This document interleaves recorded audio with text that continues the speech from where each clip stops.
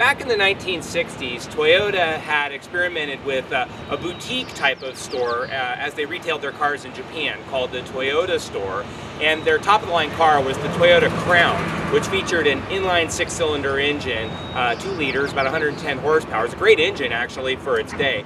And they wanted to do something special with that engine. Instead of on a big sedan, they wanted it on a small sports car. So they teamed up with Yamaha. Yamaha developed for them in 1965 the 2000 GT sports car, which they showed in 1965 and retailed through their Toyota store chain in Japan from 1967 to 1970. It is, in the kingdom of Japanese cars, perhaps the single most collectible car of all time. In fact, the most recent auction result for a 2000 GT is $1.2 million, for example. Well, they still had this great engine, not giant horsepower, but practical horsepower, very reliable motor, just a great engine, and they needed something to do with it. So in the 70s, they had one sports car available in their lineup. It was the Celica, and so they put that 6-cylinder engine in it, put some spoilers, and did kind of a cool interior upgrade on that car, and they called it the Celica Supra. And then later on they had a new body style which made it more distinctive look for the Supra lineup. It was still called the Celica Supra or Celica XX in Japan, and we call it the Mark II. Still an inline 6-cylinder engine until 1986 when they came out with a totally different Supra, and it was its own car, and it had a different 3-liter engine, inline 6, and was available either in a 200 horsepower naturally aspirated or a 230 horsepower turbocharged model. And for us who grew up in the 80s, it was one of the signature cars of the entire decade. It was big and heavy, but it was so cool and well built and fast. And yes, there was a problem. They switched from asbestos head gaskets to copper head gaskets, and somehow, some way, they didn't realize you needed to torque them down differently, and it caused a lot of head gasket problems. And that car is somewhat maligned historically, but it's actually a really great car. Well, in 1993, they wanted to come out with something radically different, and they had the perfect car to do it on because, as you remember, in 1992, Lexus released their SC lineup, SC300 and SC400, and they spent literally over $1 billion in research and development on that car. And that car also was a fabulous car. But what makes for a fabulous car also makes for a fabulous sports car. And so Toyota decided to make their own variation, but not as an executive tourer, as a high-performance race car. And this is that high-performance race car, the 320 horsepower twin turbo 1993 6-speed Toyota Supra with the sport roof or targa top, however you want to call it.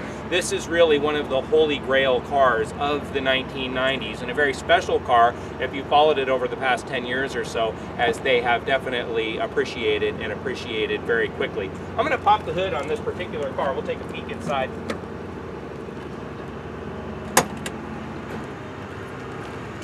This particular car has about 88,000 miles. It's owned by one of our service riders, Kevin, who's been taking fabulous care of it, quite obviously.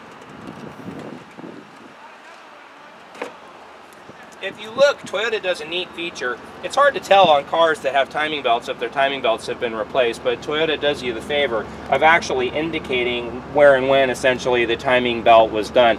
And so that's a nice feature to look for if you're looking at Supras or Japanese cars in general. Timing belts are something that is always a big deal to know about.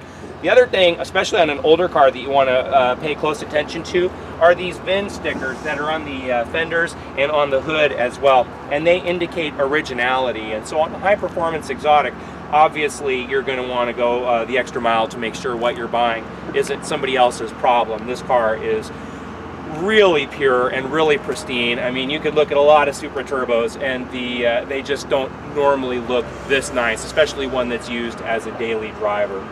Let's take a look around. I mean, it's got really nice looking wheels that aren't over the top. They look classy and cool. And I'm going to turn this car on while we're outside. I want to listen to how it sounds.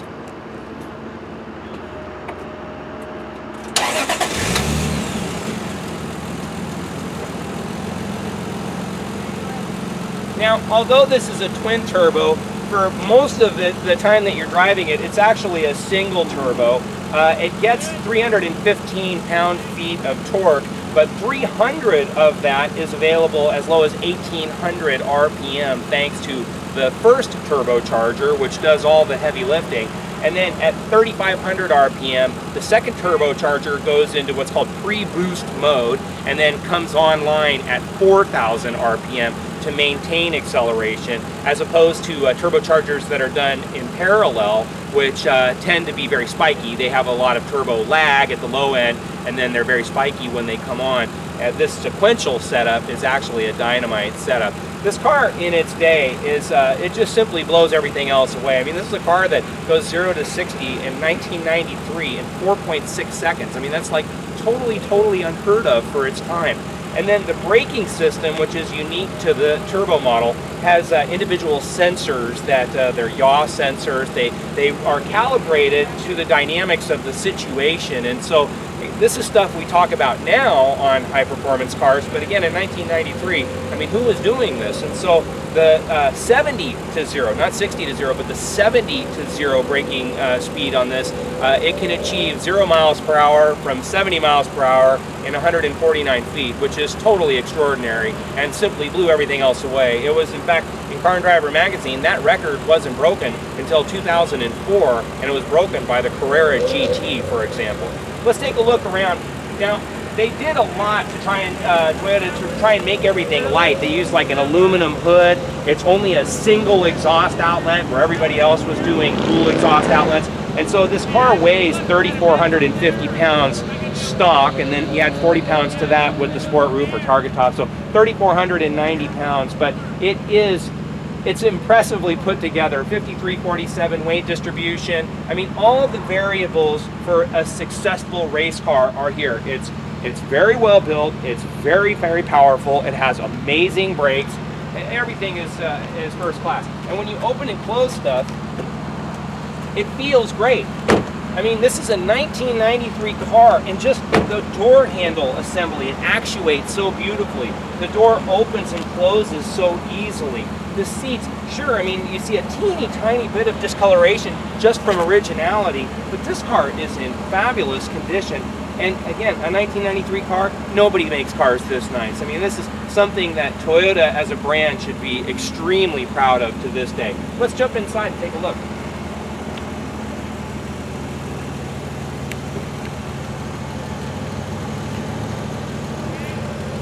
Now, the non-turbo models have a 5-speed transmission that's made by Toyota, but the turbocharger models have a 6-speed transmission that's made by the German transmission company Getrag. And so the transmission is actually, it's stronger, more durable. Whatever reviews you read about these cars, you'll never read one where somebody's having a bunch of transmission problems. It's just a really well put together transmission.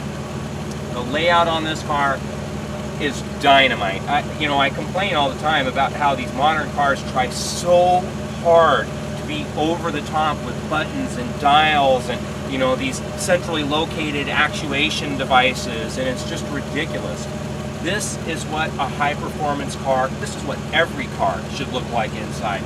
The gauges are simple, they're laid out normally, all the information is accessible, the steering column doesn't block anything, it has a tilt steering column, which is a nice feature. And then why do they not make cars with removable roofs anymore? I don't know. It's a feature that we need to bring back. I mean, I really hope that in the future that people are reminded of just how cool it is to have a target top. Everyone's doing retractable convertible tops these days. You don't necessarily need a convertible top. When summertime comes out, it's nice just to take the roof off the top part, and you have that coupe feel and that chassis strength and that cool look and everything, but with a target roof as opposed to a full convertible. I don't understand why manufacturers have gotten away from that feature. It's a great feature that needs to definitely make a comeback. This particular car is a fabulous car in fabulous condition. It's worth a lot of money if it were ever to come onto the market. If you have any questions about this car, about Supras, or anything here at Infiniti of Kirkland, please don't hesitate to give me a call anytime. My name is Joe Tunney. I'm the sales manager here at Infiniti of Kirkland. You can call me at 425-821-1400, or just drop me an email at joet@infinitiofkirkland.com.